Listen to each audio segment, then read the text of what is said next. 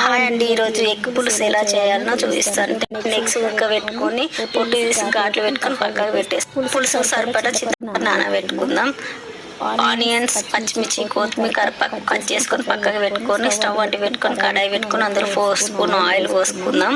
కొంచెం పసుపు వేసుకొని ఘాట్లు పెట్టుకున్న ఎగ్స్ వేసేసుకొని ఫ్రై చేసుకుందాం అండి. కొంచెం కలర్ చేంజ్ అయ్యే వరకు ఫ్రై చేసుకొని అదే నూనెలో కొంచెం ఆవాలు, జీలకర్ర, పచ్చిమిర్చి, ఉల్లిగడ్డ వేసుకొని ఫ్రై చేసుకుందాం. 5 మినిట్స్ పెట్టుకొని ఉల్లిగడ్డ మగ్గరిద్దాం. ఆనియన్స్ మగ్గియండి. కొంచెం కరివేపాకు, అల్లం వెల్లిగడ్డ పేస్ట్, పసుపు, 2 స్పూన్స్ సాల్ట్, కొంచెం కారం, ధనియాల పొడి, జీలకర్ర పొడి అన్ని వేసుకొని ఒకసారి వేయించుకొని ఇందులో ఫ్రై చేసిన ఎగ్స్ వేసుకొని ఒకసారి కలిపేసి మూత పెట్టుకుందాం.